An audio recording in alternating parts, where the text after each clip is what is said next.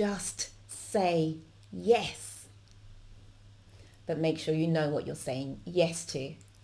In this particular case, I think you should just say yes to public speaking opportunities, because it's not only an opportunity to speak, but it's an opportunity to grow. I'm going to discuss that in just a moment, but first, hi, I'm Shola. I'm a public speaking coach and a professional speaker based in London, clients all around the world. Typically I work with business owners, with people who want to advance their career with speaking, and with organisations. I was contacted recently by a lovely business owner who is based in Singapore, and she experiences fear of speaking. And she shared with me that she has turned down a great number of speaking opportunities that would have helped her with her business, with her expert status in her country and beyond, because she was afraid. Now, if you have a paralysing fear of public speaking, I can understand it, because some people have a phobia and they need to deal with that properly before they can get on stages and really live out their dreams with public speaking. If that is you, then something I do have for you is an interview with the psychologist and therapist Olivia James, and she is going to share some of her top techniques for getting rid of fear of speaking, and indeed she's available to contact to see if she can help you get rid of that debilitating phobia. But if you are somebody who has a mild anxiety around public speaking and you just don't like that sort of icky, uncomfortable feeling, and therefore you don't want to step out of the comfort zone and put yourself in the position of getting in front of audiences, then the Just Say Yes message is definitely for you.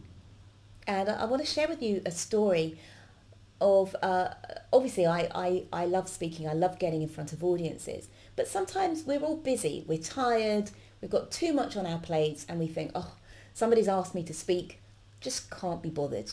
I don't want to do it, I'm going to say no. And earlier this year, I was in that position. I'd been asked to speak at a conference. It wasn't really the topic that I wanted to speak on. It was kind of related to what I do, but it was kind of a side area. And I had a lot on my plate. I was about to travel and speak overseas. And I thought, oh, I can't be bothered. I'm just going to turn this down.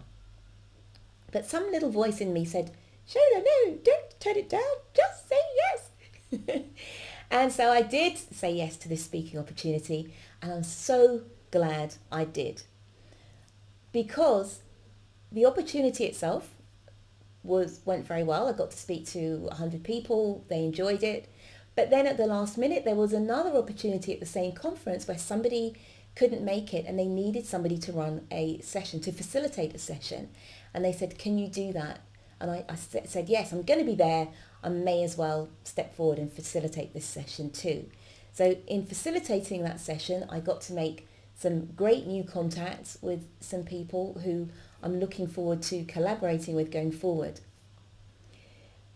Having said yes to that first event and then run the facilitation session, I was then asked by the same organisers to be a chairperson at another conference that they were running.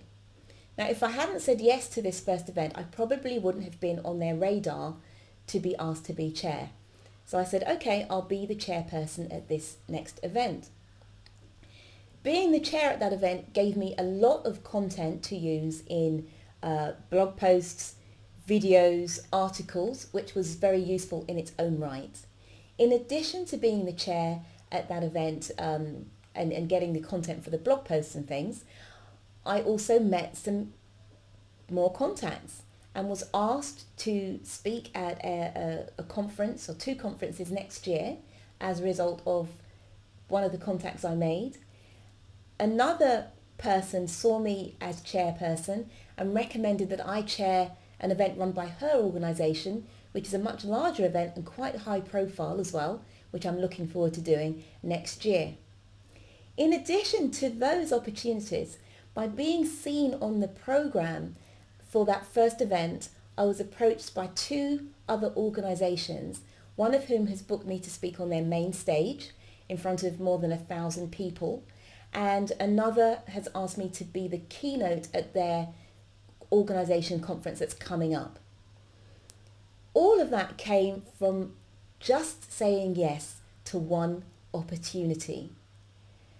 And who's to say that each of those opportunities that came as a result of that will not spawn yet more opportunities, contacts, business, etc. And even people who just turn out to be friends. It doesn't all have to be about business and getting clients. It can just be that you've met some great people that you want to stay in touch with. So that's why I say, just say yes. Say yes and figure it out later, which I think is a quote from Richard Branson. He said, just say yes, you can always work it out later on, but that opportunity may never come to you again. So if you're feeling a bit tired, if you're feeling a bit stressed or overwhelmed, you can find a way to deal with that. And I'm not saying that you need to pile the work up so that your stress levels are sky high and you're feeling haggard and tired and overstretched.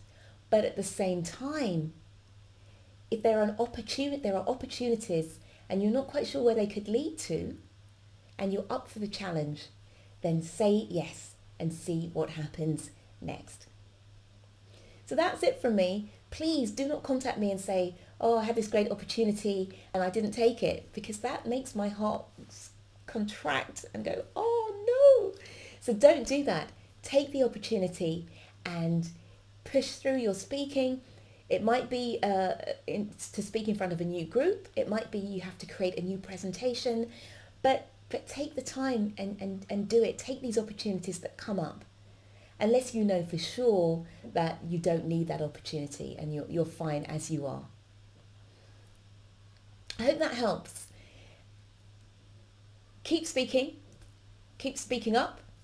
I'll see you the next time, and take those opportunities. Just say yes to life. Bye.